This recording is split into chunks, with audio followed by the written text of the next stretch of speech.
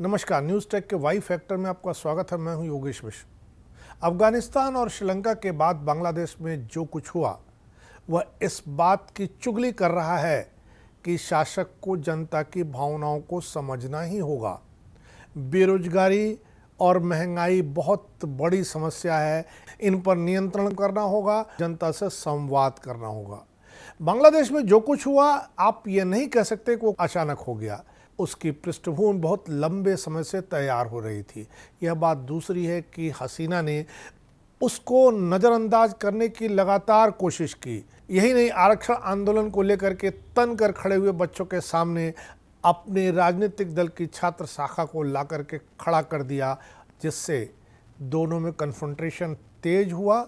जो अधिकार और कर्तव्य की लड़ाई चल रही थी वो हिंसा में तब्दील हो गई। शेख हसीना ने सिर्फ एक ही ये गलती नहीं की, वह निरंतर गलतियां करती चली आ रही थीं। उन्होंने अपने अंदर के संवेदनशील नारी को भी एक तरह से राजनीति के सामने हत्या कर दी थी। यही वजह है कि शेख हसीना के पिता मुजीबुर रहमान, जो बंग बंधु कहे जाते थे, उनके ऊपर भी बांग्लादेश के लोगों की नाराजगी फूटी। हसीना की शायद सबसे बड़ी गलती यह थी कि उन्होंने अपनी आवामी लीग पार्टी की आक्रामक छात्र शाखा छात्र लीग को शुरुआत में शांतिपूर्ण प्रदर्शन का सामना करने के लिए भेज दिया। उन झड़पों ने सुरक्षा बलों द्वारा क्रूर दमन को बढ़ावा दिया। इसके बाद देश भर में कर्फ्यू लगाना पड़ा, इंटरनेट को ब्लैकआउट करना पड़ा। दक्षिण एशिया के इलाके की सबसे अच्छी अर्थव्यवस्था कहे जाने वाले बांग्लादेश की अर्थव्यवस्था में भी पलीता लग गया। पुलिस और सेना की गोली से सैकड़ों लोगों की मौत हुई। शांतिपूर्ण प्रदर्शन पर नियंत्रण करने की सारी कोशिशें हिंसात्मक आंदोलन को जन्म देती रहीं। खून खराबे के बीच पीएम हसीना पूरे समय अलग थलग और संवेदनहीन दिखी। उन्होंने मृत छात्रों को देशद्रोही और आतंकवादी करार दिया। प्रदर्शनकारियों को रजाकार की संज्ञा दी, जो लोगों को बेहद अपमानजनक लगी। शेख हसीना का रुख हमेशा बांग्लादेश की सेना पर निर्भर रहा, जो हमेशा आवामी लीग की मदद करती रही है। फिर भी अब जनरल वकर उज जमान ने स्पष्ट रूप से कहा है कि सशस्त्र बल हमेशा लोगों के साथ खड़े रहे हैं, जबकि उनके प्रभावशाली पूर्ववर्ती जनरल इकबाल करीम भुइयां ने घृणित अभियान और घोर हत्याओं की निंदा की है। सैनिकों से बैरक में लौटने का आह्वान किया है। बांग्लादेश के प्रधानमंत्री शेख हसीना ने इस्तीफा देकर के देश छोड़ दिया है। बांग्लादेश में उत्पात का मंजर है। लोगों ने प्रधानमंत्री के घर पर भी कब्जा कर लिया है। प्रदर्शनकारियों को हुजूम ने किसी भी सरकारी इमारत और हसीना से जुड़े किसी नेता को बख्शा नहीं है। नेता भी सुरक्षित स्थानों के लिए रवाना हो गए हैं। हम ये नहीं कह सकते हैं कि जो कुछ श्रीलंका और अफगानिस्तान में हुआ हो वो वही बांग्लादेश में भी हो रहा हो। इन तीनों देशों की परिस्थितियां अलग अलग थीं, हालांकि मंजर एक जैसा ही है। बांग्लादेश पूरी तरह से अराजकता के हवाले है। देश भर में आगजनी, लूटपाट, हिंसा और तोड़फोड़ की खबरें हैं। बांग्लादेश में अराजकता का माहौल है। शेख हसीना के पलायन के बाद सेना ने भले ही सत्ता पर कंट्रोल कर लिया है, लेकिन विजय उल्लास की आड़ में देश भर में आगजनी, हिंसा, तोड़फोड़ बेलगाम जारी है। चूंकि उपद्रवियों के निशाने पर पुलिस भी है, सो वो अपनी जान बचाने में लगी है। सेना के गोली न चलाने के संकल्प और पुलिस के घरों में घुस जाने के चलते बांग्लादेश की कानून व्यवस्था पूरी तरह तहस नहस हो गई है। राजधानी ढाका में एक अनियंत्रित भीड़ ने एक भारतीय सांस्कृतिक केंद्र में तोड़फोड़ कर दी है। देश भर में हिंदू मंदिरों को क्षति पहुंचाई गई है। हिंदू बौद्ध ईसाई एकता परिषद के नेता काजोल देवनाथ ने कहा है कि उन्हें रिपोर्ट मिली है कि देश भर में कम से कम 4 हिंदू मंदिरों को क्षतिग्रस्त किया गया है।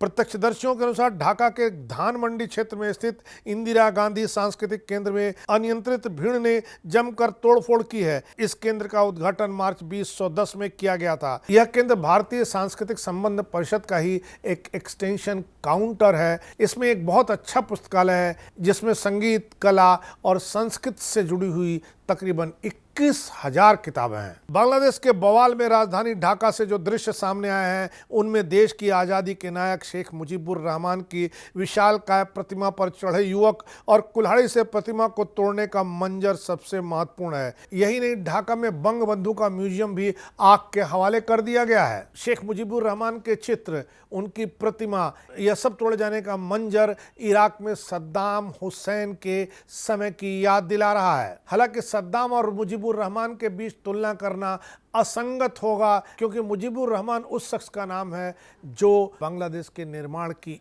ईंट है। मुजीबुर रहमान बांग्लादेश के वास्तुकार थे, इसीलिए उन्हें गर्व के साथ बंग बंधु कहा जाता है। पर ऐसे में सवाल यह उठता है कि इसके बाद भी मुजीबुर रहमान के प्रति लोगों में नफरत का भाव क्यों जागृत हो गया है। इस सवाल का जवाब बहुत आसान नहीं है, लेकिन कुछ बातें जरूर कही जा सकती हैं। बांग्लादेश में आरक्षण विरोधी आंदोलन छात्रों और युवाओं का ही रहा है। बांग्लादेश 1971 में पाकिस्तान से टूटकर आज़ाद हुआ।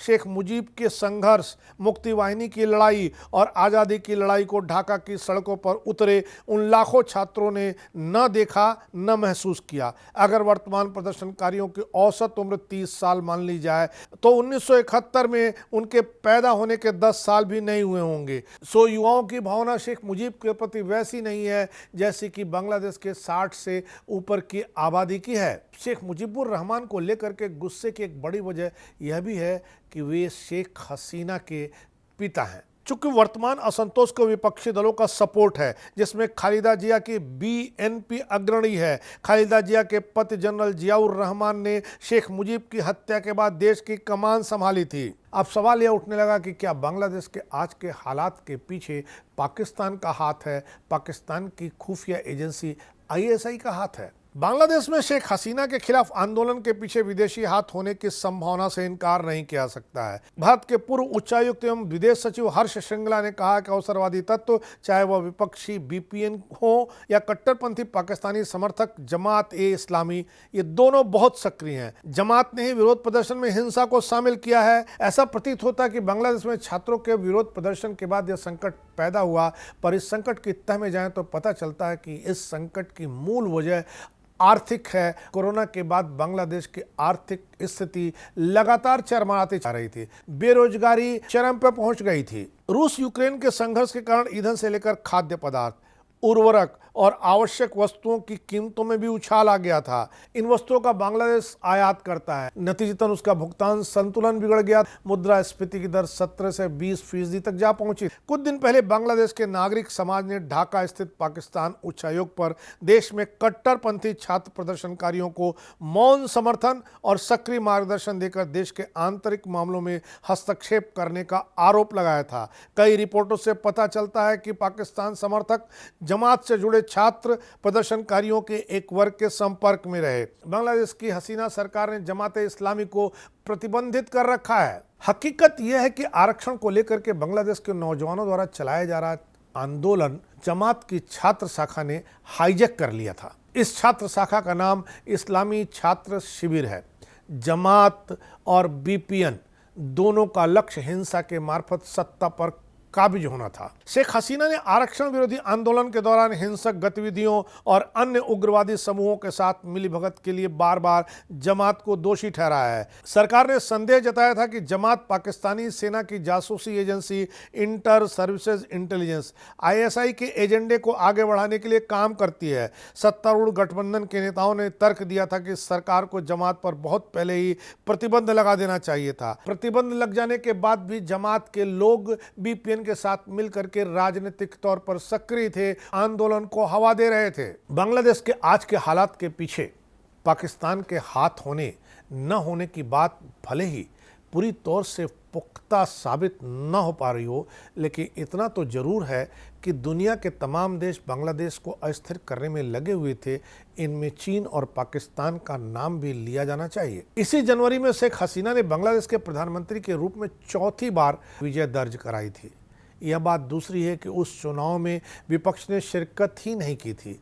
चुनाव को मैनिपुलेट करने के लिए शेख हसीना ने बहुत तरह के हथकंडे अख्तियार किए थे। जो लोग लोकतंत्र बहाली की मुनादी पीटते हैं, उन लोगों में भी हसीना के खिलाफ नाराजगी पढ़ी जा सकती थी। ढाका में अपने सबसे अच्छे दोस्त के सत्ता से बाहर होने के बाद भारत को अब बांग्लादेश में एक बड़ा संकट दिखने लगा है, क्योंकि कट्टरपंथी पाकिस्तानी और विस्तारवादी चीन में बैठे मददगारों की मदद से कट्टरपंथी तत्व देश पर कब्जा करने के लिए तैयार हैं। मालदीव और नेपाल में हाल में सत्ता परिवर्तन और भूटान से बदलाव की आहट ने पहले ही क्षेत्र में पाकिस्तान और चीन गठबंधन के पक्ष में शक्ति संतुलन को बिगाड़ दिया है। अब शेख हसीना को रास्ते से हटा करके पाकिस्तान और चीन ने बांग्लादेश में अपनी पैठ मौजूद बनाने की दिशा में अपने पैर बढ़ाने शुरू कर दिए हैं। इन्होंने विपक्षी नेता खालिदा जिया की बांग्लादेश नेशनलिस्ट पार्टी बीपीएन और जमाते इस्लामी के साथ भी हाथ मिलाने में परहेज नहीं किया है। हसीना को सत्ता से बेदखल करना पाकिस्तान के लंबे समय से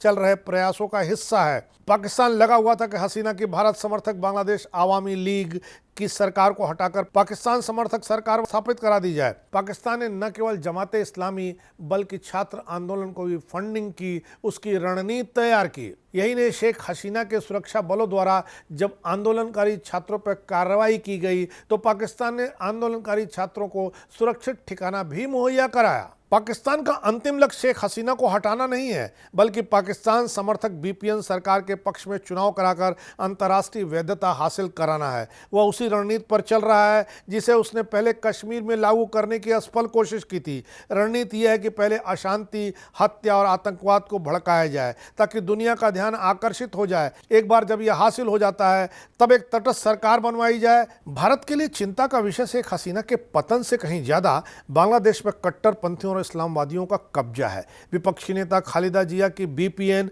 और जमाते इस्लामी के कट्टरपंथी भारत के लिए मुख्य समस्या हैं। ये तत्व मूल रूप से चीन और पाकिस्तान के समर्थक हैं। उन्होंने अतीत में इंडिया आउट अभियान भी चलाया था और हसीना पर भारत की कठपुतली होने का आरोप भी लगाया था। 17 साल के कार्यकाल के बाद हसीना के जाने का मतलब है कि भारत ने इस क्षेत्र में एक भरोसेमंद साथी खो दिया। हसीना भारत की मित्र रही हैं। नई दिल्ली ने बांग्लादेश से संचालित आतंकवादी समूहों का मुकाबला करने के लिए उनके साथ मिलकर काम किया है। इस साझेदारी ने दोनों देशों को एक दूसरे के करीब ला दिया। भारत ने कई परियोजनाओं के लिए बांग्लादेश को सहायता और सहयोग दिया है।